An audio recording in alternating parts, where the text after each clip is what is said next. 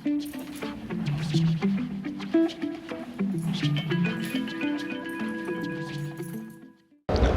के लिए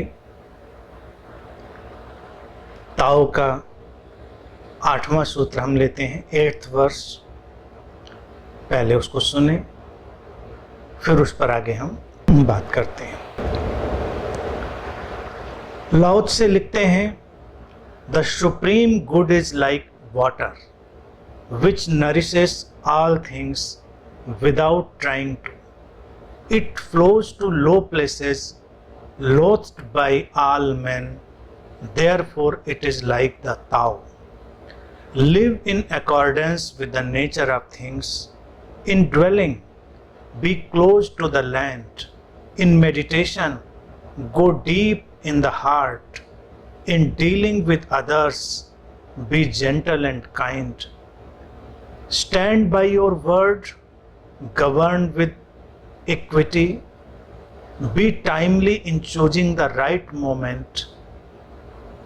One who lives in accordance with nature does not go against the way of things. He moves in harmony with the present moment, always knowing the truth of just what to do. अर्थात जो श्रेष्ठता है, जो सर्वोत्तम शुभता है, वो जल की तरह है, पानी की तरह है।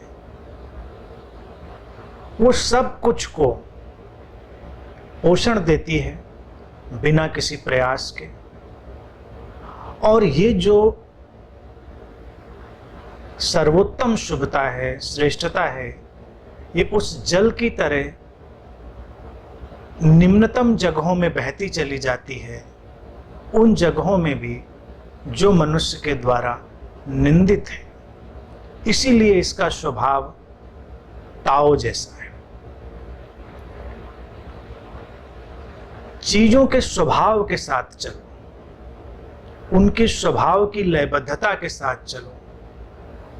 जब निवास करना हो तो धरती की लयबद्धता में, धरती के निकटतम हो, और जब ध्यान में जाओ तो अपने हृदय में डूबो, गहराई में, हृदय की गहराई में डूबो। दूसरों के साथ जब व्यवहार करना हो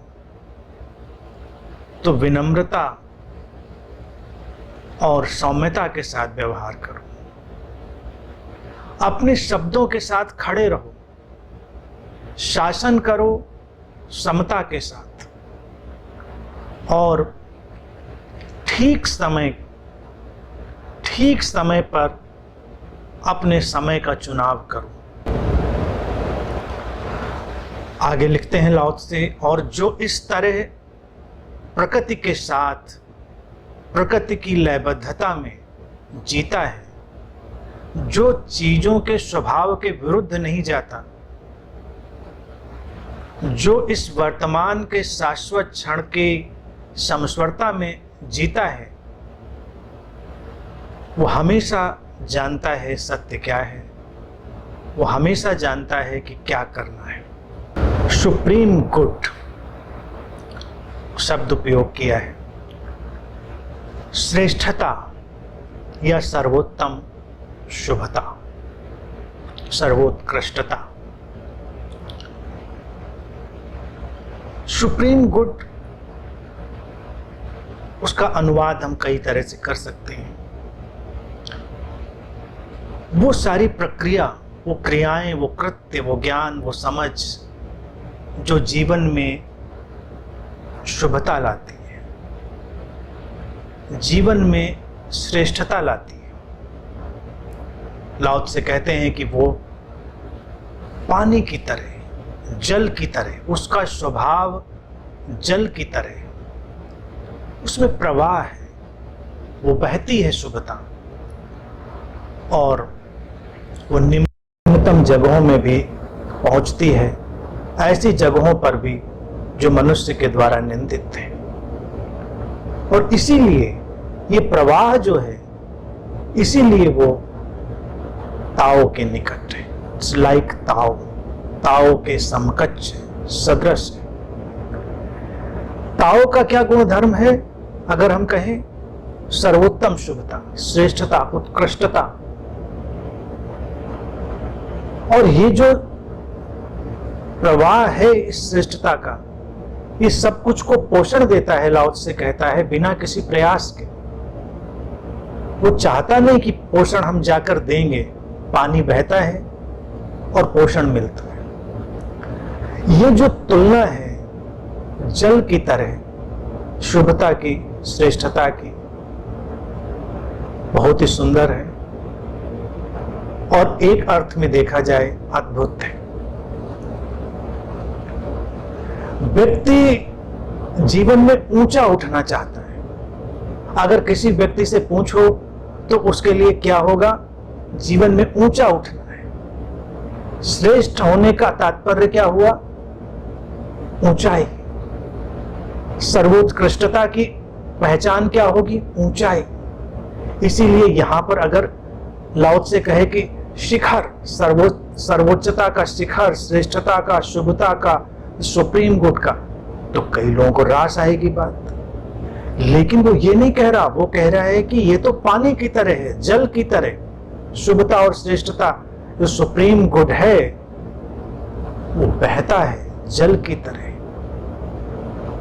इसीलिए दुनिया में दो प्रतीक बहुतायत में चुने गए और इन प्रतीकों की अपनी अपनी गुणवत्ता है, सापेक्षिकता भी है, रिलेटिविटी भी है। यानी कि कब उसको किस संदर्भ में हम समझेंगे तो वो हमारे लिए हितकर होगा, ये जानने की बात है। जैसे आग का सिंबल, अग्नि का सिंबल और जल का सिंबल।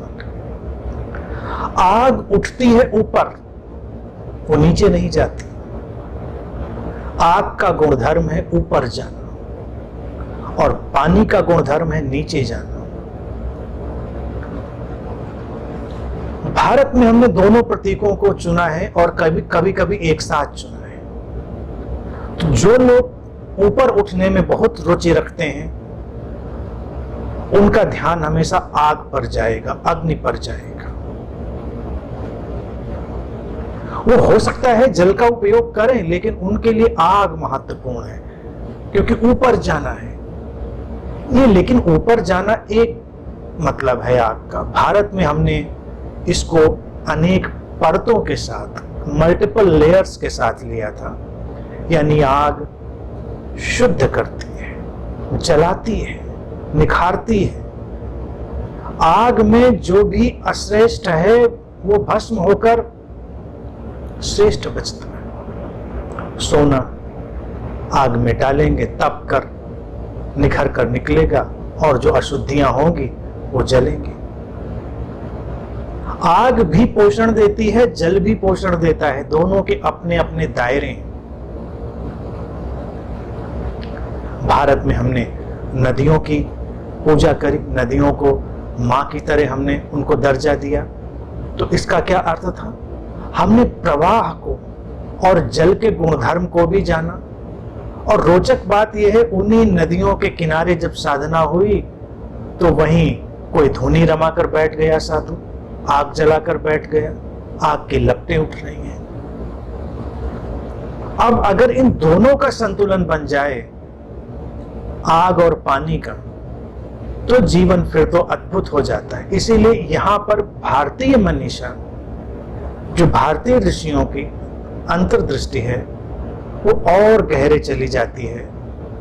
लाओ त्से के इस सूत्र से भी गहरी चली जाती है जब हम आग और पानी का एक संतुलन निर्मित कर देते हैं। और इसीलिए भारत में जब अग्नि संस्कार, जिसको हम अंतिम संस्कार भी कहते हैं, उसका चुनाव किया, व्यक्ति की अंतिम विदाई का हमने चुनाव किया, तो देखें कितना उसमें हमारा अलग ढंग रहा। हम उसको आग को अर्पित करते हैं और फिर उसकी अस्थियों को जल में प्रवाहित करते हैं। आग अपना काम करती है, जल अपना काम करता है और हमने सारे तत्वों को एक में समाविष्ट किया। लेकिन लाओ त्से के सूत्र को समझें, वो जिस संदर्भ में बात कह रहा है वो अपने ढंग से अनूठी है। वो कहता है कि अगर तुम आग के साथ चलना चाहो तो तुम्हें बहुत ही खतरों का सामना करने के लिए तैयार होना पड़ेगा। तुम्हें जीवन की अनिश्चितताओं और जीवन की जो भी खतरनाक स्थितियां हैं उन सबके साथ लयबद्ध होकर चलना पड़ेगा, क्योंकि आग तुम्हारे साथ उस तरह से मैत्री नहीं करेगी जिस तरह से जल करेगा। आग की मैत्री है, हमारे भीतर भी अग्नि है, और हमारे भीतर देखा जाए जो सर्वाधिक मात्रा में है वो है जल। तो जल जब हमारे अंदर 70 से 75% जल की मात्रा है तो हमारा जो संरचना है वो भी ज्यादातर जल से ही बनी हुई है। सारी चीजों को संभालती हैं, वो बात अपनी जगह पर है, लेकिन जल जो है बहुत ही मृदुता से, बहुत ही सौम्यता से हमको संभालता है। तुम नदी के साथ चलो, नदी के साथ एक मित्रता बनाओ, तुमको एक शांति का एहसास होगा। वो एकदम से तुम्हारे ऊपर आक्रमण नहीं करती, वो अपनी तरह से बह रही है। नदी का बहाव अपने ढंग से, तुम उसके साथ एक तारतम्य में आ जाओ, एक लयबद्धता में, तो तुमको संभाल लेती है। तो जो सर्वोत्तम श्रेष्ठता है, शुभता है, लाओ त्से कहता उसका स्वभाव जल की तरह है। जीवन की उत्कृष्टता, तो पहले उत्कृष्टता को लाएं, तो पहले सोने को निकालें तो तब तो उसको निखारेंगे, फिर आग का काम तो बाद में आएगा। पहले वो श्रेष्ठता आए, और जब वो श्रेष्ठता आएगी तो फिर अगले पड़ाव पर जो होना होगा सो होगा। उसके ही सारे तो इस सूत्र में डाले ही हैं। अब जल का काम देखिए क्या है। लाओ त्से कहता है कि वो पोषण देता है बिना कुछ किए। बारिश होती है, किस तरह से चारों तरफ जीवन बरस जाता है, पेड़ पौधे कितने हरे भरे हो उगते। लेकिन बारिश इसलिए नहीं होती कि उनको हरा भरा करना है, ये सोच कर नहीं होती, वो तो बस होती है। बारिश होती है और पोषण मिल जाता है हमको भी, पशु पक्षियों को भी, पेड़ पौधों को भी। इसी तरह से जो नदियां बह रही हैं वो अपने ढंग से जीवन देती चली जाती हैं। जो जल हमारे भीतर है वो अपने ढंग से जीवन देता चला जाता है। हमारे अंदर की देखिए सबसे संकट की अवस्था क्या होती है, जब हमारे अंदर पानी की मात्रा कम होने लगे, हम डिहाइड्रेशन के शिकार होने लगे। पानी की मात्रा कम होने लगे तो बड़ी संकट की स्थिति, सारी शरीर की कोशिकाओं में एक चीत्कार उठता है, पानी की मांग होती है, एक संकट की बात आती है। अब लेकिन इस जल को अगर हम देखें तो इसके अपने जो गुण हैं उनको समझने में, इस सूत्र को समझना बहुत ही अच्छा होगा और बड़ा ही रोचक होगा। लाओ त्से कहता है कि ये बहता चला जाता है निम्नतम जगहों पे, उन जगहों पर भी जो मनुष्य के द्वारा निंदित हैं। इसीलिए ये ताओ के निकट है। ये जो सुप्रीम गुड है, ये जो सर्वोत्तम शुभता है, श्रेष्ठता है, ये पानी की तरह बह जाती है। कोई भेदभाव नहीं, कहां जाना है कहां नहीं जाना है। जहां भी गड्ढा होगा पानी बह जाएगा, जहां भी खालीपन होगा पानी जाएगा वहां पर। पानी चुनाव नहीं करेगा कि नहीं नहीं मुझे नहीं जाना, शिखर छोड़ दिए जाएंगे। जो अकड़े खड़े रहेंगे, अड़े खड़े रहेंगे, वो छोड़ दिए जाएंगे, छूट जाएंगे, छोड़े क्या जाएंगे। और जो अकड़े नहीं हैं, अड़े नहीं हैं, कड़े नहीं हैं,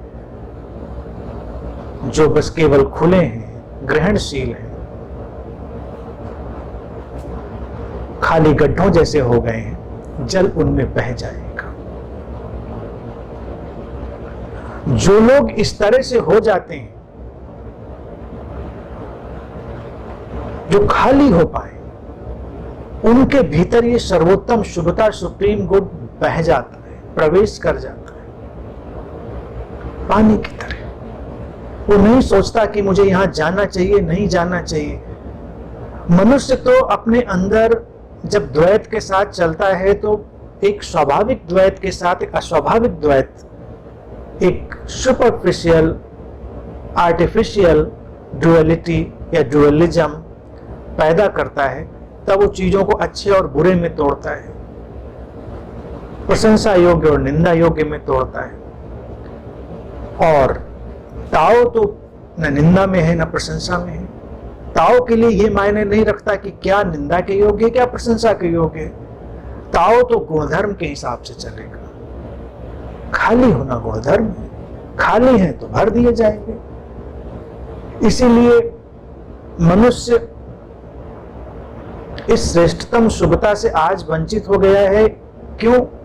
आज के संदर्भ में अगर देखें, उसके पास बड़े चुनाव हैं।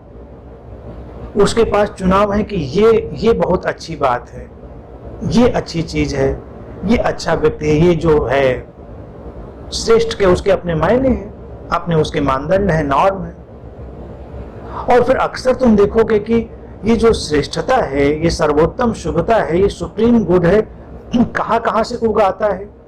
उन लोगों के बीच से जिनके बारे में हम सोच भी नहीं सकते थे। किसी झोपड़ी से उगाएगा,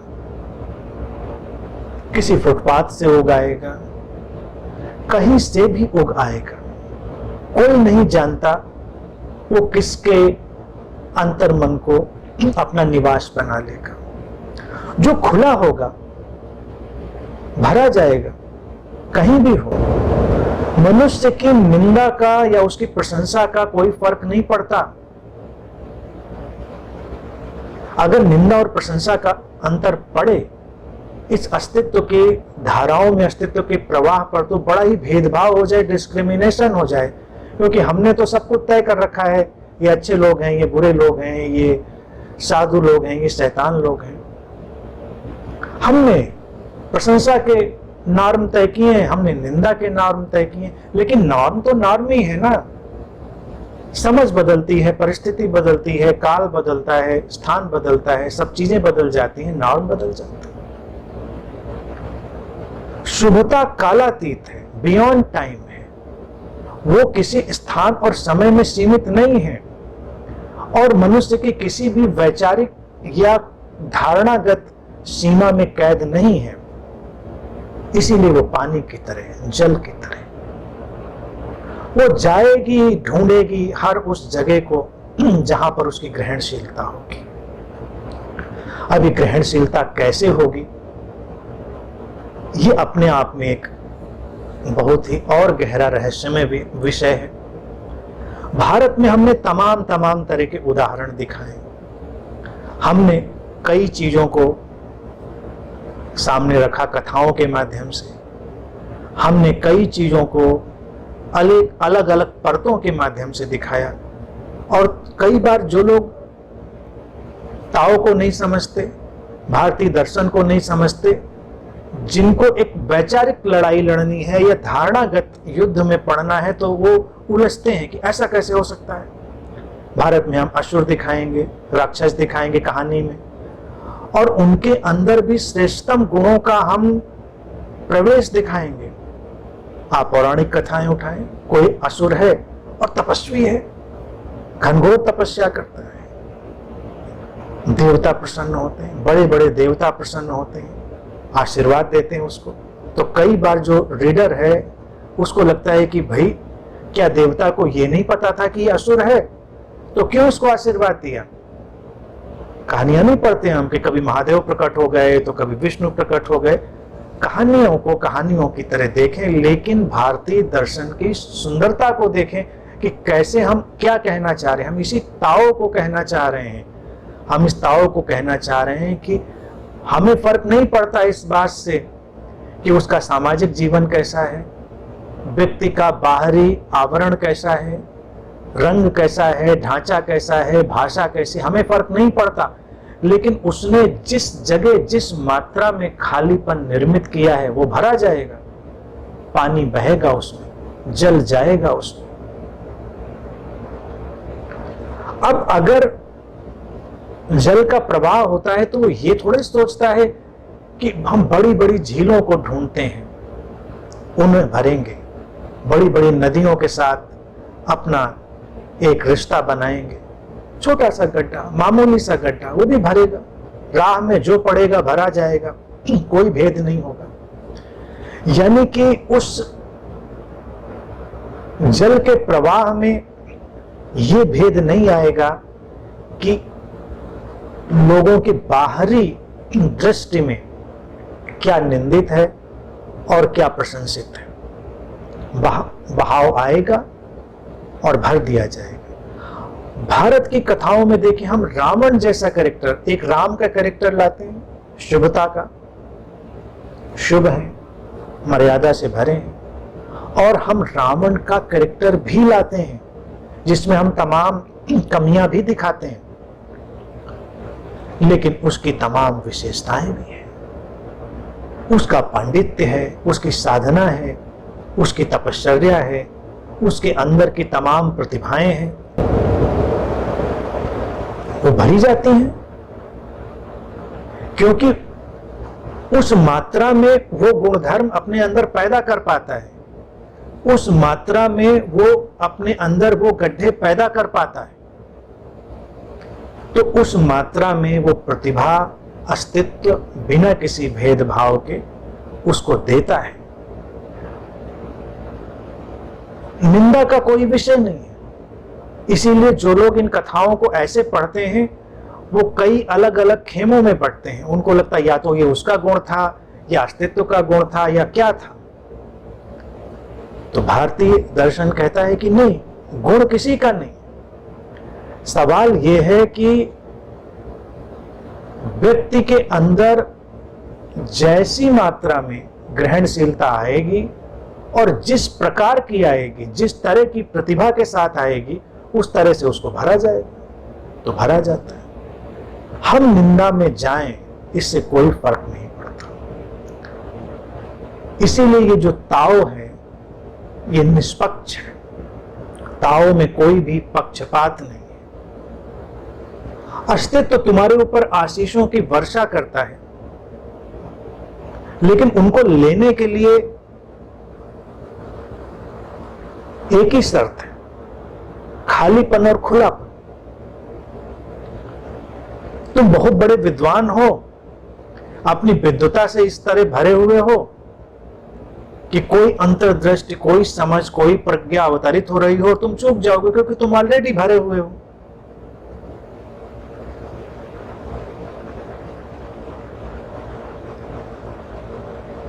कभी सोच कर देखें, हमने ऐसे प्रतीक क्यों लिए होंगे। हम कालिदास का प्रतीक लेते हैं, हम वाल्मीकि का प्रतीक लेते हैं कि एक ऐसा व्यक्ति है जो बिल्कुल मूर्ता की कगार पर है, एक ऐसा व्यक्ति है जो डाकू है, जिसके अंदर तमाम तरह की विध्वंसक संरचनाएं हैं, लेकिन एक वक्त उसके अंदर भी प्रज्ञा का आविर्भाव होता है और उसके समकालीन कितने भी महापंडित लोग रहे हों, उनके अंदर उस प्रज्ञा का आविर्भाव नहीं होता। क्यों ऐसा? क्योंकि जो व्यक्ति कई बार समाज से निंदित होता है वो सरल हो जाता है, ग्रहणशील हो जाता है, क्योंकि उसकी अपनी कोई धारणा नहीं रह गई, अपना कोई विचार नहीं रह गया, अपना कोई दबाव नहीं रह गया, वो खाली है, गड्ढे की तरह है। शुभता बरसती है तो सुप्रीम गुड आता है, उसको भर देता है, रूपांतरित कर देता है। लेकिन जिनके अंदर ये भाव पड़ गया है कि शायद मैं बहुत अच्छा हूं, शायद मैं बहुत बड़ा विद्वान हूं, शायद मैं बहुत बड़ा साधक हूं, बैठे रहते, उन पे अंतर नहीं पड़ता, क्योंकि वो उस पात्र की तरह है जिसमें अभी गुंजाइश ही नहीं है, तो पानी करे क्या। ताओ करे क्या? ताओ के पास तो कोई उपाय नहीं है। ताओ तो अपने ढंग से जा रहा है बहता हुआ नदी की तरह। तो इसीलिए अक्सर हम चौंक जाते हैं कि ये जो सर्वोत्तम शुभता है वो ऐसे कोनों से आ जाती है कि हमारे लिए अकल्पनीय हो जाता है, हमारे आकलन से परे हो जाता है। तो इसलिए निंदा और प्रशंसा के बजाय, किसी धारणा की कैद में जाने के बजाय, किसी भी विचार में उलझने के बजाय, हम अपने भीतर के उस खालीपन में उतरे, अपनी उस एम्प्टीनेस में उतरे जो हमको निर्दोष बनाएगी, और उस निर्दोषता में फिर वो सुप्रीम गुड आएगा। भारत में तो हमने प्रतीकों को अंतिम सीमा तक नहीं छोड़ा। इसीलिए तो हम कहते हैं कि जब, जैसे कि मैंने पहले बात बताई कि मृत्यु हुई और उसे हमने आग को अर्पित किया और उसके बाद उसकी अस्थियों को चुना, तो कहते हैं ये फूल, उसके फूल चुना हमने, अस्थि फूल, और फिर उनको हमने नदी के जल में प्रवाहित किया। अब अगर किसी को कहें तो सोचकर भी व्यक्ति हैरान होगा, अगर वो इस संस्कृति से और इसके जो संस्कृति में पिरोए हुए सुंदर ताने बाने उनको नहीं जानता। जली हुई हड्डियां, वो राख, वो चिता की, उसमें फूल क्या है? उसमें फूल जैसा तो कुछ नहीं है। वो तो तुम्हारे लिए बेचैनी का सबब बन सकती है, तुम्हें परेशान करने वाली हो सकती है। इतना सुंदर भी नहीं दिखाई देता वो दृश्य कि तुम्हारा प्रियजन था, अभी अभी तुमने उसको चिता पर चढ़ाया था, राख पड़ी है, कहीं जबड़ा है, कहीं हड्डियां हैं, कहीं कुछ, तुम उनको चुनने जाते हो और तुम कहते हो हम उसके फूल चुनने गए थे। तो भारतीय दर्शन में हमने कहा कि जब सब नष्ट हुआ, उसका शरीर अग्नि में विलीन हुआ, तिरोहित हुआ, और जो बचा वो जो बचा हुआ होना है, चाहे वो किसी भी रूप में बचा है, वो भी उसके अंदर की एक खिलावट का ही हिस्सा है, और उसमें भी किसी न किसी मात्रा में उसके व्यक्तित्व की कोई छाप है। अब ये सचमुच में फूल है, क्योंकि जब वो पूरे शरीर में था तो शायद उसका अहंकार, शायद उसका अज्ञान रोक लेता, लेकिन अब जो शेष बचा है वो बस फूल जैसा है, कुछ जो अंदर छुपा था, और फिर हम उसको बचाकर नहीं रखते, उसको हम नदी में प्रवाहित कर देते हैं। यानी कि अब फिर से नदी का जल उसको धुल डाले। जो संस्कार, जो काया स्मृतियां, जो उसके अंदर के अटकाव, उसके अंदर की जो भटकाव की स्थितियां रही हों, जो स्मृतियों के ऊर्जाओं के दायरे अभी कहीं पर शेष रहे हों, जल उनको भी अपने अंदर समाहित करे और धुल डाले, बिना इसकी परवाह किए कि ये अस्थियां किसी साधु की हैं, किसी शैतान की हैं। न निंदा न प्रशंसा, जल एक भाव से उनको धुल देता है। तो जब हमने नदियों में अस्थियां प्रवाहित करी, तो हमने ये भी दिखाया कि नदी को इस बात से अंतर नहीं पड़ता कि तुमने इसमें कितने बड़े महात्मा की अस्थियां के फूल डाले हैं, कि तुमने किसी साधारण व्यक्ति के फूल डाले हैं, या किसी चोर डाकू के फूल डाले हैं। वो सब फूल है, नदी के जल के लिए सब फूल है, और नदी उसको अपने अंदर समाहित कर लेती है, शुद्ध कर देती है, सब कुछ को धीरे धीरे विलीन कर देती है। तो ये जो ताओ है, ये सर्वोत्तम शुभता, इस जल की तरह सबको एक ही समानता से अपने अंदर शामिल कर लेती है, कोई भेद नहीं करती, कोई भेद नहीं है। और नदियों में देखिए, भारत में स्नान की परंपरा है।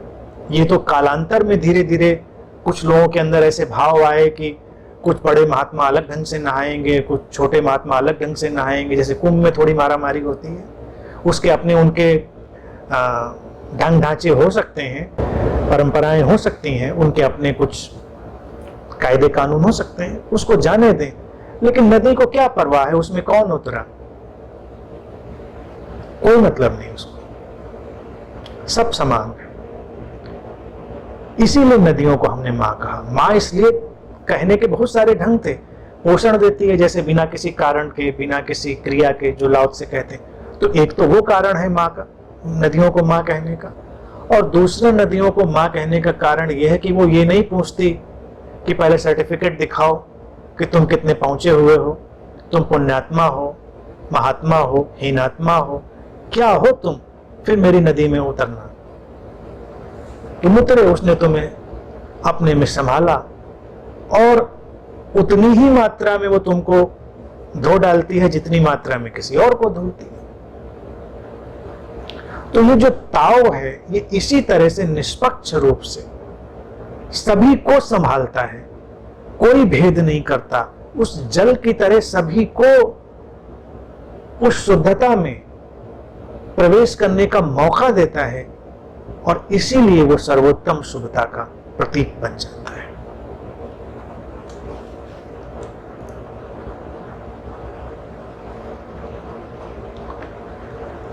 आगे लाओ से कहते हैं, live in accordance with the nature of things.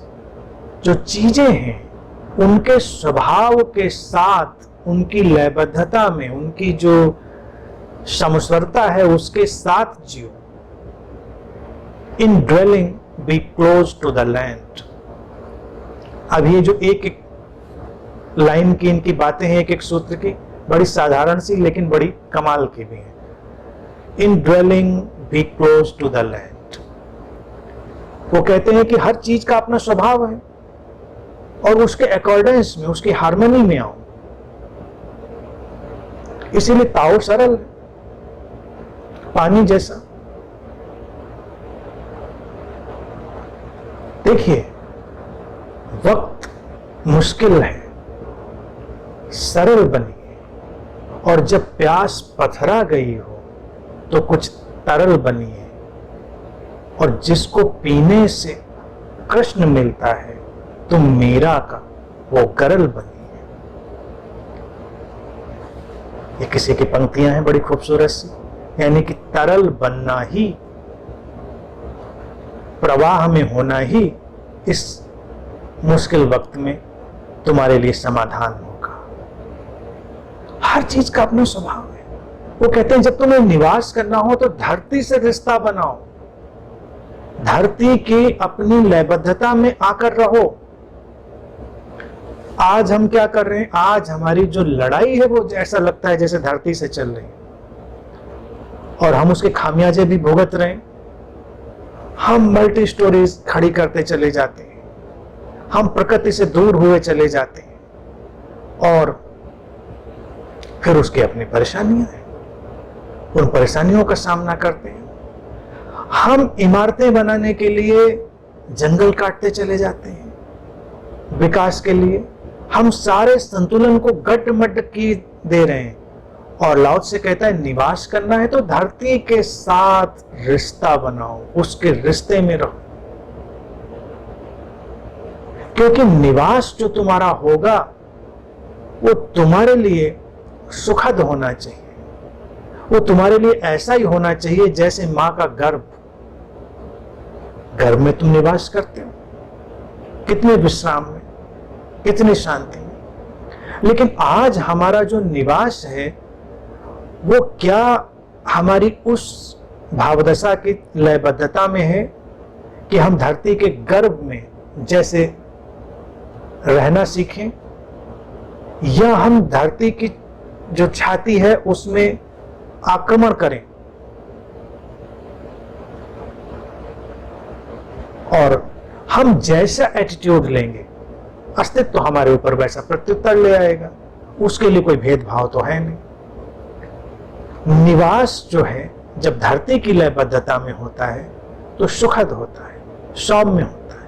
आज देखिए कितनी अजीबो गरीब बात है, हम अपने घरों में रहते हैं, हम उनको कितना कृत्रिम बना लेते हैं, और फिर वहां से उगते हैं तो कहीं नदियां, जंगल, पहाड़ कहीं जाते हैं। फिर कुछ लोगों ने वहां भी घर बना रखे हैं, अब होटल्स में बदल गए हैं, तुम्हारे लिए तरह तरह के आयोजनों में बदल गए हैं, और फिर वहाँ जाकर थोड़ा सुकून अनुभव करते हैं कि बहुत अच्छा लगा, बहुत मज़ा आया यहाँ पर। फिर लौट कर आते हैं अपने ऊनी घरों में, कंक्रीट के जंगलों में, और फिर हम वहाँ पर सफोकेटेड अनुभव करते हैं, दम घुटता हुआ वहाँ पर लगता है। लाओ त्से की बात अगर हम समझें तो लाओ त्से कहेगा कि अगर तुम अपने घरों को इतना धरती के साथ लयबद्धता में, इन accordance with the nature of things, यानी कि जो घरों का स्वभाव हो धरती की लयबद्धता में हो, अगर तुम वैसे बना लो, तुम्हें भागने की जरूरत ही नहीं पड़ेगी। तुम क्यों कर भागोगे? तुम्हें इतना सुकून, इतना आराम, इतनी तृप्ति, इतनी प्रसन्नता अपने घर में ही मिलेगी। तुम्हारी सारी भागदौड़ बंद हो जाएगी। इसीलिए पहले के वक्त में देखिए लोग कम भागते थे। आज कई बार लोग सोचते हैं कि लोग इतना क्यों भागते हैं, इतना जो ये घूमने फिरने का शौक हो गया है, तो क्या सचमुच में शौक हो गया है? कई लोगों का तो देखा देखी शौक हो गया है। कई लोगों को तो मान लीजिए जब नया नया धन भी आता है किसी के पास, और यह धन है भी, और जो बाजार का प्रभाव है उनको समझ में नहीं आता करें क्या, तो इसीलिए तमाम पैकेज हैं, तुम यहाँ जाओ वहाँ जाओ। तो कई लोग नहीं जा पाते, वो बड़े कुंठित होते रहते हैं कि लो वो फला हैं, वो तो वहाँ का टूर कराए, दुनिया के उस कोने का, उस आइलैंड का, हम तो कहीं जा ही नहीं पा रहे। जाना चाहते हैं वो, ऐसा नहीं है कि उनको जाकर कोई खुशी मिलनी है, बस वो दूसरे जा रहे हैं और ये नहीं जा पा रहे हैं, इसलिए इनको परेशानी है। लेकिन अगर हम अपने निवास को समझेंगे तो ये आपाधापी बंद होगी, ये भाग दौड़ का जो सिलसिला है ये थमेगा, और हम विश्राम में आएंगे। घरों को थोड़ा प्राकृतिक बनाएंगे, उनका हम ढंग ढांचा ऐसा रखेंगे, उनका आर्किटेक्चर ऐसा रखेंगे जो प्रकृति के अनुकूल हो, जो तुम्हारे स्वास्थ्य के अनुकूल हो। भाई घर का मतलब क्या है? घर का मतलब यह है कि तुम्हें वो हर तरह से स्वस्थ बनाने वाला हो और विश्राम में ले जाने वाला हो, ना कि वो इतनी चमक दमक वाला हो कि उसमें रहना ही तुम्हारे लिए दूभर हो जाए। आजकल की देखिए समस्या क्या है, आजकल के निवास जो हमने बनाए हैं उनका सबसे बड़ा चैलेंज क्या हो गया है? लोगों को धूप ही नहीं मिलती। अब धूप लेने के लिए अलग से आयोजन करना पड़ता है, तुमको कहीं और जाना पड़ता है, या अपार्टमेंट बड़े बड़े हैं तो तुमको कोई लॉन ढूंढना पड़ेगा, तुमको कोई और तरकीब निकालनी पड़ेगी, जुगत बिठालनी पड़ेगी, कहीं तुम्हें सी बीच पे जाना पड़ेगा, कहीं स्पा में जाना पड़ेगा। धूप ढूंढना, धूप इतनी जरूरी थी हमारे स्वास्थ्य के लिए, और हमने निवास ऐसे बनाए कि धूप उसमें चली गई और जीवन मुश्किल में पड़ गया। शरीर को चाहिए था, हवा है, धूप है, सब अनुकूलता में होना चाहिए। ये अनुकूलता आएगी तब जब हम उसको समझेंगे और उसके साथ चलेंगे। घर स्टेटस सिंबल नहीं होना चाहिए। कई लोगों के लिए जो निवास है वो स्टेटस सिंबल, कौन कितने बड़े घर में रहता है। कई लोग देखिए ऐसे हैं, कई मित्र मुझसे भी ऐसे जुड़े हैं जिन्होंने छोटा सा घर अपना बनाया, छोटे से घर में वो रहते रहे। तो कई बार मुझे आमंत्रित करने के लिए आए और कहते समय संकोच कि बहुत छोटा सा घर है मेरा, मैं कैसे बुलाऊं, बड़ा संकोच। मैंने कहा रहते तो हो, घर तो है। हालांकि अब मैं नहीं जाता कहीं, लेकिन जब मैं जाता था तो मैं उनसे यही कहता था कि भाई इससे क्या फर्क, बड़ा घर होता तो क्या फर्क पड़ जाता तुम्हारे होने पर, और छोटा है तो क्या फर्क पड़ जाएगा। फिर घर का ये एक्सटेंशन हमने चारों तरफ फैला लिया। घर जो है ना, एक एकोमोडेशन, हमको रखने की एक जगह, हमको सुरक्षित, स्वस्थ, प्रसन्न रखने की एक जगह है। बाकी इससे ज्यादा अगर हम उसको कुछ समझते हैं तो हमारी समस्या है। फिर घर का आज के वक्त में अगर देखें, लाओ त्से के समय वो चीजें नहीं थी तो उन्होंने उसको उस तरह से नहीं कहा। हमारी कार हो, हमारे जो व्हीकल्स हो, वो सब भी घर का ही एक्सटेंशन है, वो भी हमको एकोमोडेट करते हैं, हमको सुविधा देते हैं। अब तुम्हारे लिए देखिए, तुम्हारा जो वाहन है उसकी जो उपयोगिता है वो क्या है? वो उपयोगिता ये है कि तुमको वो कहीं पहुंचाए, आराम से पहुंचाए। लेकिन तुमको लगे कि नहीं, पहुंचाने से क्या लेना देना, स्टेटस होना चाहिए, बड़ी गाड़ी होनी चाहिए। तो अभी एक सर्वे में पढ़ता था कि उत्तर भारत में और आसपास के कुछ और इलाके, कार कंपनियों ने देखा कि जो सबसे ज्यादा एसयूवीज हैं वो कहाँ बिक रहे हैं और कौन खरीद रहा है। तो पता चला जो मध्यम वर्ग है, मिडिल क्लास है, उसमें एसयूवीज की, बड़ी गाड़ियों की चाहत सबसे ज्यादा है। जरूरत उनको हो ना हो, बड़ी गाड़ियां, 2-3 बड़ी गाड़ियां उनके घर के आगे खड़ी होनी चाहिए, स्टेटस सिंबल। अब 3 गाड़ियों में, 4 गाड़ियों में एक साथ तो चलोगे नहीं, चलोगे तो एक गाड़ी। धीरे धीरे देखिए हमने ऐप बेस्ड जो व्हीकल निकाले, वो धीरे धीरे इन चीजों को रिप्लेस करने लग गए, लोगों को थोड़ा विनम्र बनाने लगे। टेक्नोलॉजी भी प्रकृति की अपनी पुकार से पैदा हो जाती है, क्योंकि तुम्हारा उद्देश्य था कहीं आना जाना, ना कि अपनी गाड़ियों का प्रदर्शन करना। और भारत में तो ये बहुत ज्यादा है, और मध्य वर्ग में तो बहुत ही ज्यादा है कि कोई बड़ी गाड़ी खरीद ले और जब तक तुमको दिखा ना दे आक्रामक ढंग से, तब तक उसको मजा ही नहीं आया गाड़ी में बैठने का। तो लोग हॉर्न बहुत बजाते हैं, या सड़कों पे निकलिए, नॉइज पोल्यूशन है, हॉर्न बजाने की जरूरत नहीं, हॉर्न बजा जा रहा है। कई लोग तो ऐसे निकलते हैं हॉर्न पे हाथ ही रख लेते हैं। इन लोगों पे फाइन होने चाहिए बड़े बड़े, नॉइज पोल्यूशन करते हैं। अब गाड़ियां इतने लाने के देखिए हालात क्या हो गए, हमने इतना पोल्यूशन बढ़ा दिया, ट्रैफिक इतना बढ़ा दिया, लोगों को निकलना दुश्वार हो गया। आज लखनऊ जैसे छोटे शांत मध्यम गति से चलने वाले शहर में देखें, जहां आप एक कोने से दूसरे कोने में अगर ठीक ठीक सारे ट्रैफिक हो तो आधे घंटे से ज्यादा नहीं लगना होता है, ज्यादा से ज्यादा आप 45 मिनट में एक कोने से दूसरे कोने पहुंच जाएंगे। अब तो थोड़ी थोड़ी दूर पे अगर आपको यहाँ निकलना हो तो घंटों लग जाते हैं। शहर की सड़कों की क्षमता से कई गुना ज्यादा गाड़ियां सड़कों पर घूम रही हैं। क्यों घूम रही हैं?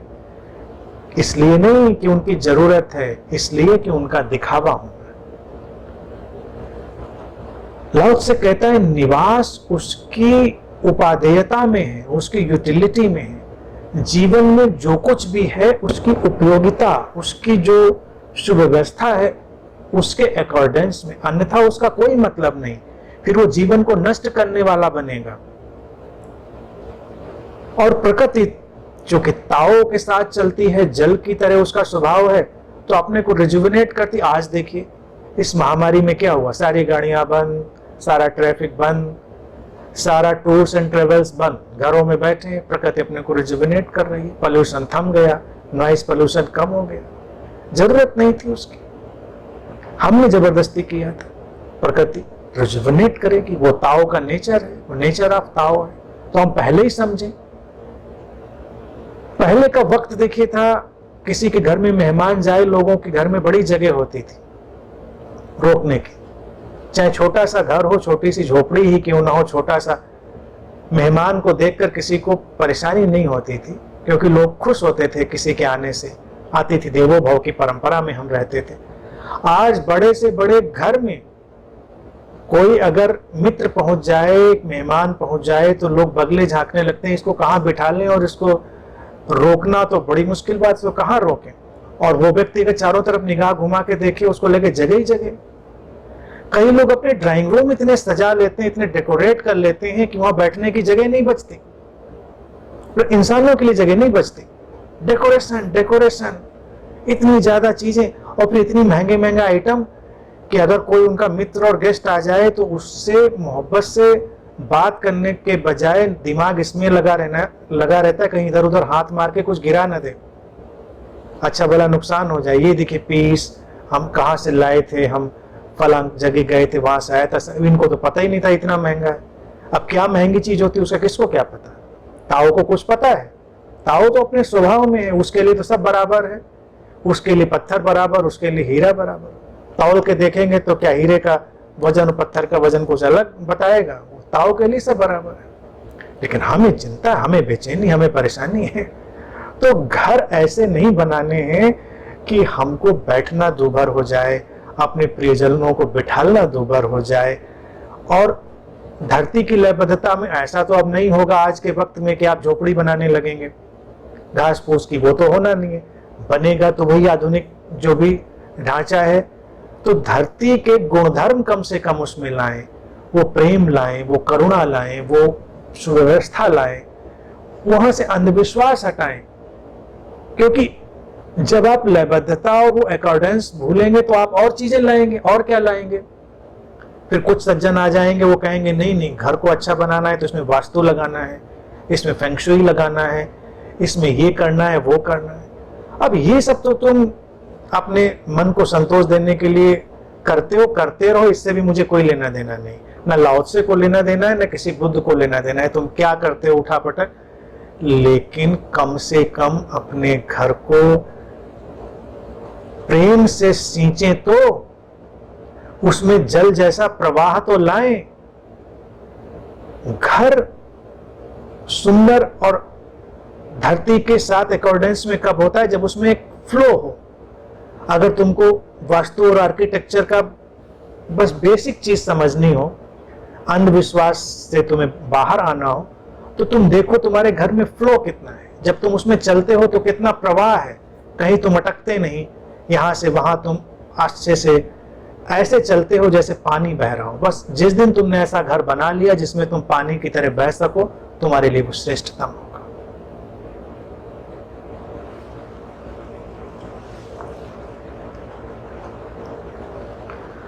और आगे कहते हैं लाओ त्से, in meditation go deep in the heart. ध्यान में हृदय की गहराई में जाओ। ध्यान की बात भी ले आए लाओ त्से। ध्यान में हृदय की गहराई में जाओ। भारतीय दर्शन में भी इस हृदय केंद्र की बहुत महिमा कही गई है, और पूरे जगत में हम इस हृदय केंद्र की महिमा के साथ चलते हैं। हम प्रेम की इतनी परिकल्पना करते हैं, हम इतनी बात करते हैं प्रेम की, क्यों? वो आवश्यक है। ध्यान तुम्हारे अंदर प्रेम को न पैदा करे, वो ध्यान किसी काम का नहीं। ध्यान जब तुम्हारे पूरे व्यक्तित्व को प्रेम से आपूरित कर दे, तो ध्यान हुआ। और प्रेम क्या हुआ? प्रेम ये नहीं हुआ कि किसी के गले लग के बैठे हो तो प्रेम हुआ, किसी को लव लेटर लिख रहे हो तो प्रेम हुआ, प्रेम के गीत गा रहे हो तो प्रेम हुआ। प्रेम हुआ अतिशय संवेदनशीलता से भर जाना, खुल जाना, ग्रहणशील हो जाना, स्वागत से भर जाना। जैसे ताओ का स्वभाव है, जैसे ये जल का स्वभाव है, कोई भेद नहीं रखना, किसी की निंदा नहीं करना। जैसे ताओ और वो शुभता जो एक जैसी है, बिना किसी निंदा के बहती हैं, प्रेम भी ऐसे ही बिना किसी निंदा के बहता है। जब तुम्हारे अंदर हृदय में खिलावट आती है, तो ऐसे ही निंदा से परे उठकर जीवन संचालित होता है। ध्यान वही काम करता है। ध्यान का उद्देश्य ये नहीं कि तुम ध्यान बैठोगे, तुम ध्यान में जाओगे तो तुम कुछ अलौकिक पारलौकिक अनुभवों को लाओगे अपने अंदर। वो तुम्हारी कल्पना के हिस्से होंगे, उससे ज्यादा नहीं होंगे। ध्यान में तुम कुछ ऊर्जाएं जागृत करोगे, तुम तीसरी आंख खोलोगे, चौथी, पांचवी, छठी, सातवीं, आठवीं, नौवीं आंखें खोलोगे तुम। ध्यान इन सब स्टुपिडिटीज में, इन सब मूर्खताओं में नहीं जाता। लोगों को इशारे करने के लिए बातें बता दी जाती हैं। जैसे कई बार बच्चों को खिलौने के लिए कई चीजें दे दी जाती हैं और बाद में बच्चे समझ जाते हैं। भगवान बुद्ध ने एक उदाहरण दिया था बड़ा सुंदर सा। वो कहते थे कि ये जो संसार है, इसमें लॉ ऑफ गोल्डन लीव्स का उपयोग हम करते हैं। बुद्ध जो है वो उस स्वर्ण पत्तों के नियम का उपयोग करते हैं। लॉ ऑफ गोल्डन लीव्स क्या है? ये किसी को पत्तियां दी और कहा ये सोने की पत्ती। बच्चे को कोई खिलौना दिया, उसको कहा ये सोने का खिलौना। तो उनसे किसी ने पूछा फिर ये तो झूठ हुआ। वो कहते नहीं, ये केवल ढंग है, क्योंकि जब बच्चा बड़ा होगा, जागेगा, तो वो हंसेगा, वो जानेगा कोई पत्तियां सोने की नहीं होती, पत्तियां पत्तियां होती हैं। और जिस दिन वो जानेगा उस दिन वो जागृत हो जाएगा। लेकिन अगर अभी उसको कह दिया जाए कि ये पत्तियां सोने की नहीं है, तो अभी उनको वो कूड़े में फेंकेगा, डस्टबिन में फेंकेगा। तो व्यक्ति की हालत ये है कि अगर उसको ध्यान जैसा कीमती कोई रत्न पकड़ाया जा रहा हो तो उसको बहुत सारे झूठ भी देने पड़ते हैं, बहुत सारी गोल्डन लीव्स देनी पड़ती हैं, उसको स्वर्णिम पत्तियां देनी पड़ती हैं, जिसके कारण उसको पकड़ता है। वो कहता अच्छा अच्छा ध्यान, ठीक है ठीक है। क्या होगा ध्यान से? कुंडलनी जागेगी, तीसरी आंख खुलेगी, अलौकिक अनुभव होंगे और पता नहीं क्या क्या शक्तियां आएंगी हमारे अंदर, और भी बहुत सारी चीजें होंगी। वो गोल्डन लीव्स एक्टिव हुई, पकड़ता है, उसी बहाने उस रत्न को पकड़ता है। लेकिन जब वो मैच्योर होता है, परिपक्व होता है, जागृत होता है, और जब जागता है तो उसकी पहचान क्या है? उसका हृदय खिलता है, एक फूल की तरह उसके हृदय में खिलावट आती है, सर्वग्राही सर्व स्वीकारी भाव उसके अंदर आता है, निंदा प्रशंसा से परे एक परम चरम संवेदनशीलता का अवतरण उसके भीतर होता है। और तब वो सारी जो स्वर्णिम पत्तियां हैं उनको हटाकर अलग रख देता है। ये अलग बात है, कभी कभी वो उनको फेंकता भी नहीं। जब समझ आती है तो इतनी संवेदनशीलता भी आती है कि इन सोने की पत्तियों को संभाल कर हम आगे गए थे, तो इनको डस्टबिन में भी क्या फेंकना, तो उनको कहीं डेकोरेटिव ढंग से रख देते हैं। हमारी तमाम चीजें, तमाम धारणाएं, हमारे तमाम विचार ऐसे ही गोल्डन लीव्स की तरह हैं, उसमें उलझना नहीं है। ध्यान की जो परिणति है, ध्यान का जो परिणाम है, वो तुम्हें हृदय की गहराई में ले जाना है, in the depth of heart. लेकिन ये हृदय वो नहीं है जिसे हम जानते हैं, ये हमारा भावुकता का हृदय नहीं। और हमने भारत में, तुम देखो मैंने कितनी बार इस बात की चर्चा की, अब ताओ के संदर्भ में देखो तो तुम्हें बड़ी समझ में आएगी बात है। हमने कहा भारतीय ऋषियों की तो जो प्रज्ञा है अतुलनीय है, अनूठी है। वो शब्द भी एक ऐसा डाल देते हैं कि उस शब्द में ही तुम अगर सारे शास्त्र बनाना चाहो तो बना लो। यह शास्त्रों से किसी को कोई लेना देना नहीं रहा। वो बातों में अटकते नहीं, वो ये नहीं कहते कि नहीं ये सच है, यही गलत है, ये सही है, नहीं, एक शब्द काफी है। हृदय केंद्र के लिए उन्होंने उपयोग किया, भारत में हमने अनाहत केंद्र, जिस पे न अब चोट पहुंचती है, जो न अब चोट पहुंचाता है, जो इस आहत होने के दुष्चक्र से, आहत करने के दुष्चक्र से बाहर हो गया है। और आहत होने और करने के दुष्चक्र से बाहर कौन होगा? जो इस प्रकृति की लयबद्धता में आ गया होगा। और फिर बड़े ही मजेदार ढंग से गोल्डन लीव्स क्रिएट करते हुए, स्वर्णिम पत्तियां पैदा करते हुए, भारतीय दर्शन कहता है कि ये चक्रों की व्यवस्था है, 3 ऊपर 3 नीचे और बीच में एक अनाहत का केंद्र।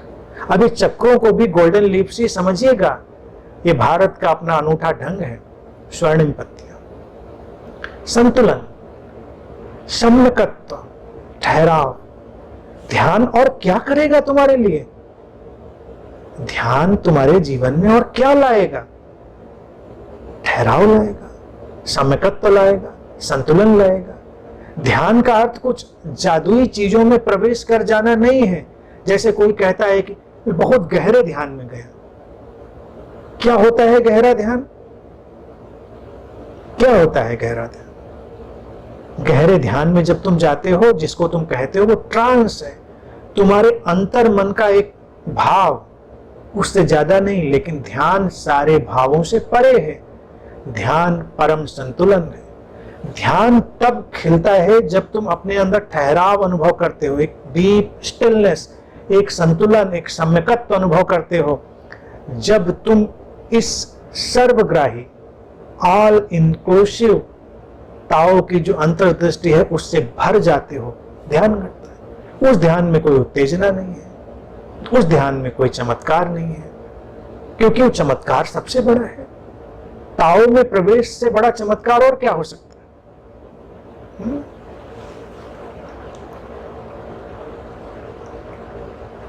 और आगे लिखते हैं लाओ त्से, in dealing with others be gentle and kind. दूसरों से जब व्यवहार कर रहे हो तो सदैव बनो, सौम्य बनो, मृदु बनो, जेंटल, काइंड।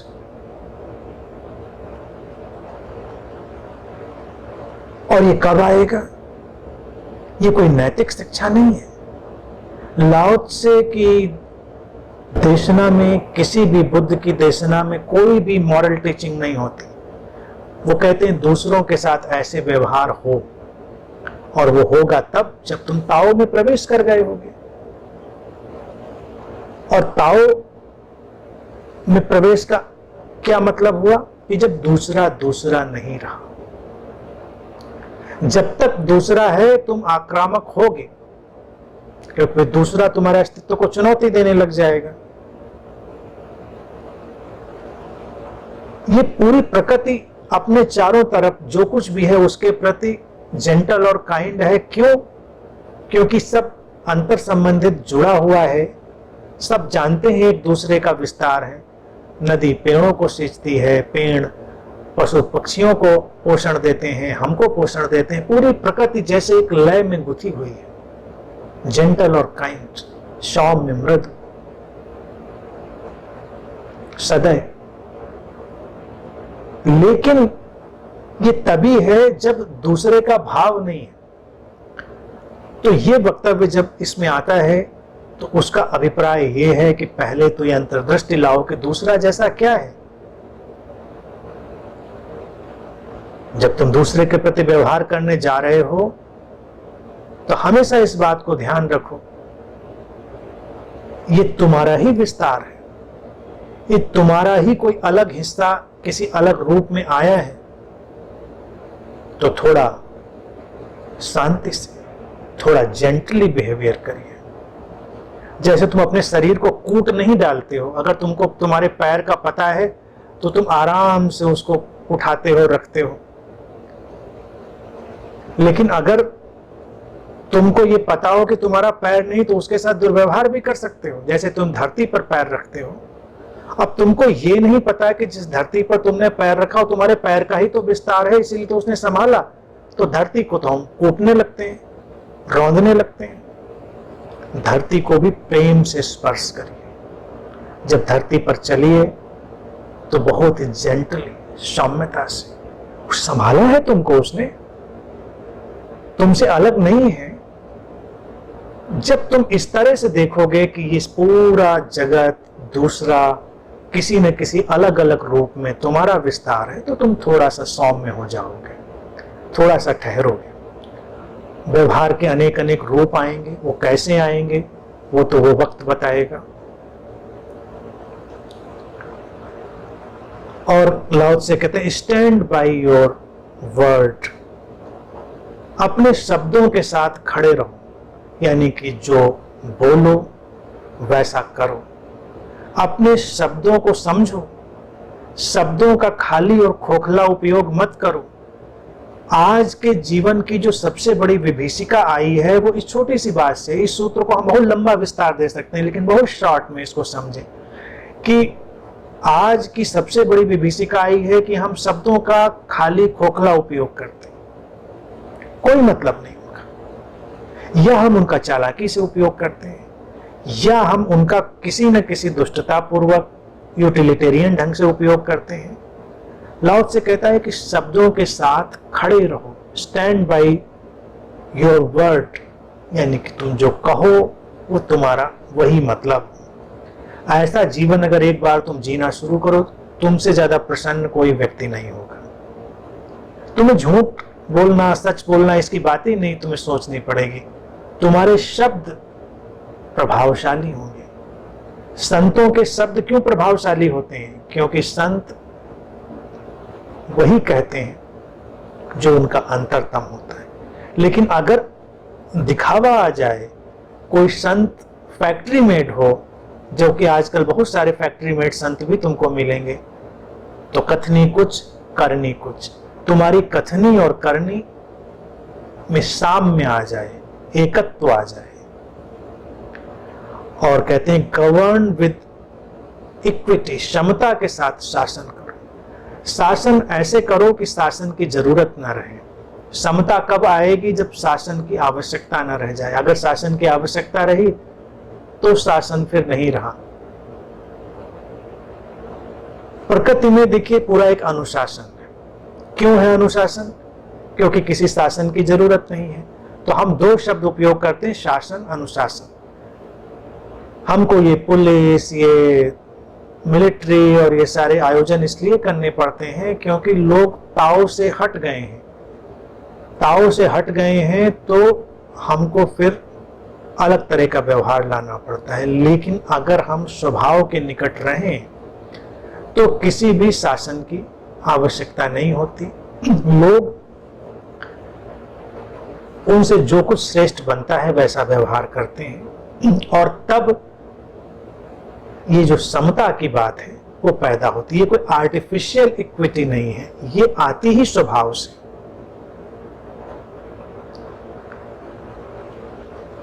और कहते हैं B timely in choosing the right moment. जो सही क्षण है उसको सही समय में चुनो। B timely. अब बी शब्द भी इंग्लिश का आ जाता है तो उसके आगे फिर बीइंग है। When you are in being, then only you can be. करेंगे कैसे, चुनेंगे कैसे, पता चलेगा ये ठीक क्षण है? क्योंकि ठीक क्षण हमको कब पता चलता है? हमारी लॉटरी निकल गई हो, हमें कोई अवार्ड मिल रहा हो, हम किसी बड़ी अपॉर्चुनिटी में खड़े हुए हों, क्या वो ठीक क्षण होगा? ऐसे ठीक क्षणों की तलाश ने व्यक्ति को मौका परस्त बना दिया। तो लोग क्या है कि ठीक वक्त की फिराक में लगे रहते हैं। लोगों की भाषा अगर सुनो तो वो यही कहेंगे कि बस कोई राइट मोमेंट मिल जाए। राइट मोमेंट जैसी कोई चीज नहीं, तो every moment is right moment. एक तरफ वो थिंकिंग और दूसरी तरफ फिर तुम्हारे अंधविश्वास। जब सही समय के लिए तुम्हारे पास कुछ लोग आ जाएंगे और जो तुमको बताएंगे कि कुछ मुहूर्त जैसी चीज होती है, शुभ समय होता है। ये सब भारतीय संस्कृति और दर्शन का हिस्सा नहीं। लेकिन हालांकि कुछ लोग आजकल ऐसी भाषा बोलने लगे और कहेंगे नहीं, ये जो मुहूर्त निकालना ये भारतीय दर्शन का हिस्सा है, भारतीय संस्कृति का हिस्सा नहीं। ये बिल्कुल नहीं है। भारतीय संस्कृति यही है, बुद्धों की संस्कृति, ऋषियों की संस्कृति। ये ताओ है, इसमें ये ऋत है। हर समय शुभ समय। इसीलिए तो भारत में संत कह पाते हैं लगन मुहूर्त सब बेकार है, हम निकालते हैं क्योंकि हम भयभीत हैं। जब भी तुम अपनी बीइंग में हो, whenever you are in your being, you are in right time। Being में कैसे होंगे? ऊपर की तरफ चले जाएं। सूत्र जल की तरह नीचे की तरफ बह रहे हैं, तो बीइंग में जाने के लिए ऊपर की बातें याद कर लें। जिस समय तुम ठहरे हुए हो, प्रेम पूर्ण हो, संवेदनशील हो, निंदा प्रशंसा से परे हो, जल की तरह प्रवाह पूर्ण हो, तुम अपने बीइंग में हो, अपने होने में हो। जब अपने होने में हो तो तुम ठीक समय में हो, इन द राइट मोमेंट। वो चुना जाएगा तुमसे। तुम जो करोगे वो शुभ होगा, जो कदम उठेगा वो शुभता की तरफ उठेगा, वो सर्वोत्तम शुभता की तरफ, वो सुप्रीम गुड की तरफ उठेगा। तो without entering into your being, तुम्हारे होने में प्रवेश, तुम्हारे स्रोत, तुम्हारी सत्ता, उसमें प्रवेश के बिना कोई भी समय का जो भान है वो शुभ नहीं होता।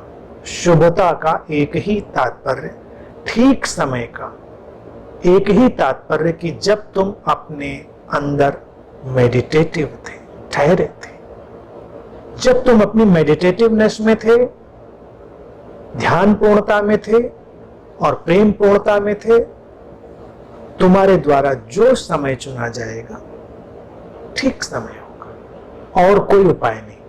इसी को लाओ से कहे।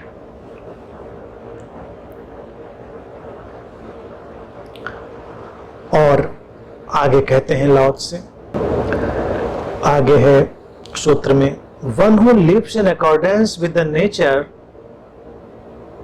does not go against the way of things, he moves in harmony with the present moment।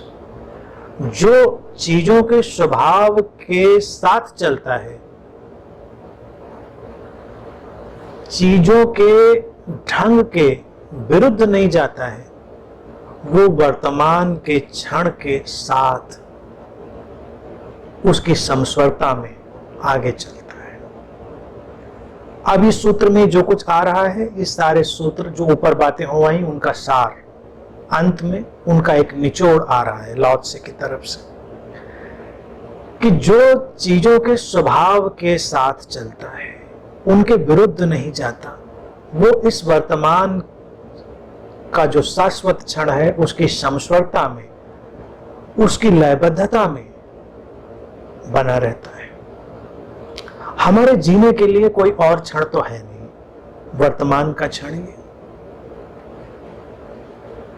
वर्तमान का क्षण, प्रेजेंट मोमेंट शब्द हमें अलग से उपयोग क्यों करना पड़ता है? क्योंकि हम स्टक हो गए हैं टाइम के एक साइकोलॉजिकल फ्रेमवर्क से, एक मनोवैज्ञानिक ढांचा जो समय का है उसके शिकार हो गए हैं। उससे हमने अतीत पैदा किया है, उससे हमने भविष्य पैदा किया है, और ये अतीत और भविष्य ही हमको अलग हटाता है चीजों के स्वभाव से। प्रकृति का स्वभाव हो, चीजों का स्वभाव हो, वो उनकी जीवंतता में है, उनकी सामयिकता में है, ठीक अभी होने में है। प्रकृति की लयबद्धता में कैसे होंगे आप? क्योंकि प्रकृति कभी भविष्य में नहीं होती, चीजें भी कभी भविष्य में नहीं होती। अगर हम चीजों की बात देखें, थिंग्स शब्द का जब उपयोग कर लेते हैं लाओ त्से, तो हर चीज थिंग्स है। हम ये भी कहते हैं विचार भी वस्तुएं हैं, थॉट्स आर द थिंग्स। तो थोड़ा सा पीछे जाएंगे तो इमोशंस, वो भी भावनाएं भी चीजें हैं। उनका स्वभाव, उनकी प्रकृति क्या होगी? उनकी प्रकृति उनकी सामयिकता में है, जो अभी उठा है, जो इस क्षण में है। देखो, प्रकृति का गौरव क्या है? वो इसी में गौरव है क्योंकि वो कभी भविष्य में नहीं है। तुम नदी के पास गए, नदी अभी है, यही है। तुम किसी वृक्ष के पास जाओ, क्यों जीवंतता महसूस होती है? क्योंकि वो अभी है, यही है, वो इस इंतजार में नहीं है कल आना भाई साहब, कल फूल खिलेगा, और ये जो फल अभी देख रहे हो ये पका नहीं है पूरा, कल आना भी पूरा पकेगा। अभी थोड़ा मैं उदास हूं क्योंकि ये फल अभी 2-4 दिन में पकेगा। कोई पेड़ उदास नहीं होता क्योंकि वो वर्तमान में, जब पकेगा तो वो अगला मोमेंट होगा। अभी कच्चा है तो ये अलग मोमेंट है।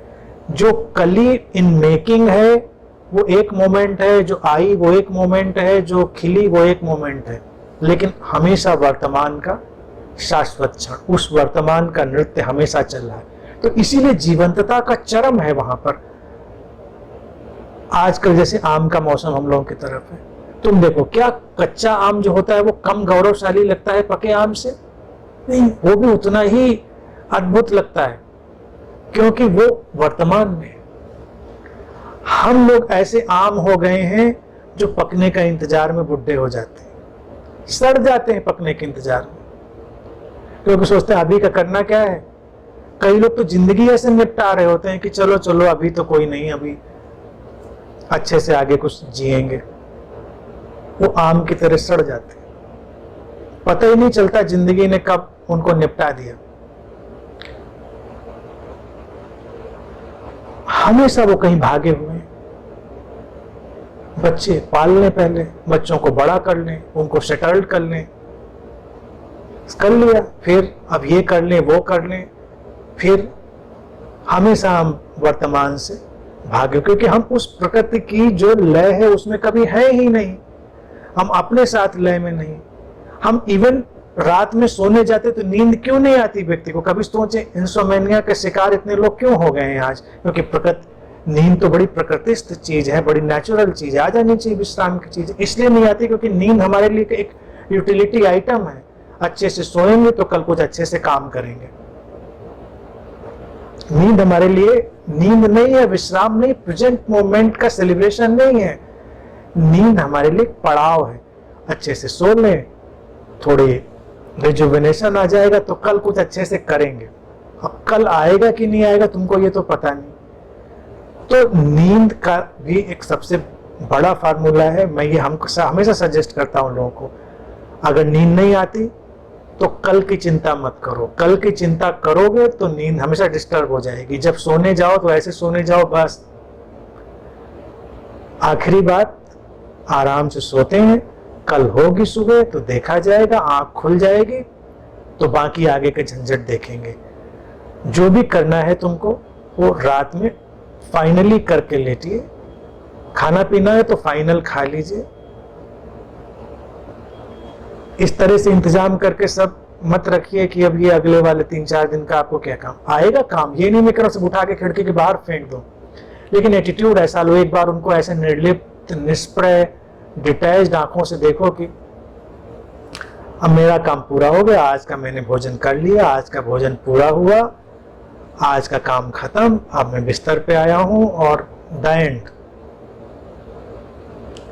कल की कल देखेंगे। तुम सो जाओगे, तुम्हें पता ही नहीं चलेगा तुम कब सोगे। तो नींद भी टारगेट नहीं है। हम भोजन करते हैं तो भोजन टारगेट है। हर चीज हम भविष्य में फेंक रहे हैं। मनुष्य जीवन की यही विभीषिका है। तो जो ताओ में लाओ से कह रहे हैं, ताओ ये है कि हम वर्तमान से च्युत हो गए हैं, गिर गए हैं। वर्तमान के शाश्वत क्षण की लयबद्धता में जीता है वो व्यक्ति जो प्रकृति की लयबद्धता को जान चुका है। तो जब भोजन करिए तो भोजन का आनंद लीजिए। मुझे सुन रहे हो तो मुझे सुनने का आनंद लो। ये नहीं कि सुन के कुछ ज्ञान निकालना है, इसका दही जमाना है, फिर इसके बाद कुछ इसका निकालना है। सुना अभी का आनंद लो, एंजॉय करो, बात खत्म हो गई। लेकिन नहीं, हम सुन के उसको पहले जमाते हैं दही की तरह से, फिर बाद में इसका हम मक्खन निकालेंगे, फिर इसका घी निकालेंगे। सब ज्ञान तो बाद में निकालेंगे ना, अभी तो इसका कुछ होना जाना नहीं है। कई लोग जैसे सत्संग के बड़े क्रॉनिकल पेशेंट हो जाते हैं सत्संग के, तो सत्संगों में डायरी लेके पहुंचते हैं। हो सकता है मुझे सुनते हुए भी कुछ लोग डायरी पेन लेके बैठे हुए हैं, सुन इधर रहे, आंखें स्क्रीन पर हैं और हाथ इधर चल रहा है। बड़े एक्सपर्ट हो जाते हैं, टिक टिक टिक टिक टिक टिक टिक टिक लिखे जा रहे हैं। मेरे यहाँ कई लोग आते थे, मैंने उनको रोका, हमने कहा भाई ये रिकॉर्डिंग हो रही है, बाद में मिल जाएगी, सुन लेना। अभी तो तुम मुझे पूरा सुन लो, और नोट्स बना के क्या करोगे? तुम जाके किसी को सुनाओगे अनंत ने बोला है, उससे क्या हासिल होना? हमेशा प्रकृति की तरह, प्रकृति की लयबद्धता का तात्पर्य है विशुद्ध वर्तमान में जीना। ये क्षण ही पर्याप्त है। और भारत में हमने इसीलिए पत्थरों को भी देवता माना। इसलिए नहीं कि पत्थर में कोई देवता आ ही जाते, हमने देखा कि पत्थरों की जीवंतता के साथ जब हम कनेक्ट करते हैं तो जो चीजें हैं वो भी इतनी जीवंत होती हैं कि हमारे लिए जीवन का प्रत्युत्तर देने वाली बन जाती है। इसीलिए तो हम पत्थरों से प्रार्थना कर लेते हैं। तो ये सब सारे मसले हैं ना, ये सब। और अंतिम बात है always knowing the truth of just what to do. और हमेशा फिर वो ऐसा व्यक्ति जानता है ये सच कि अब क्या करना है, अब क्या होना है। और ये कब आएगा? जब ये पूरे सूत्र की यात्रा करते हुए, बहते हुए, वर्तमान में ठहरते हुए तुम अकर्ता में चले जाओगे। जो व्यक्ति अकर्ता में, नॉन डूइंग में ठहर जाता है, फिर उससे वही होता है जो होना चाहिए, वो नहीं होता जो नहीं होना चाहिए। कभी भी फिर वो ये नहीं सोचता कि ये नहीं करना चाहिए था, ये करना चाहिए था।